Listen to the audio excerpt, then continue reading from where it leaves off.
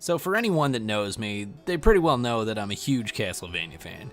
So when I came across this, I got pretty excited pretty quick. Konami is giving us a new Castlevania.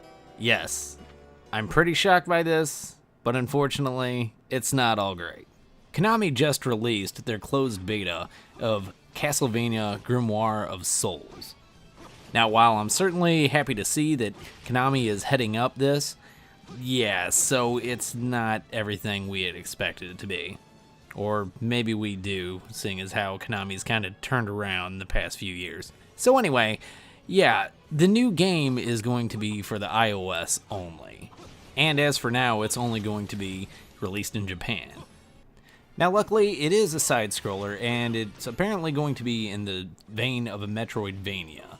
However, this time it'll be multiplayer, with up to 4 people, which in my opinion isn't a good thing, because that reminds me of Harmony of Despair, which I wasn't a big fan of.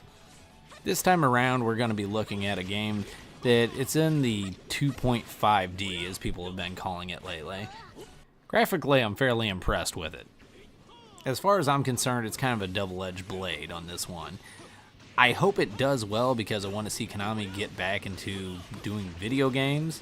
However, I don't want it to do well because it's on mobile only, and I don't want them to continue to focus on mobile, even though it kind of seems like that's where they're heading.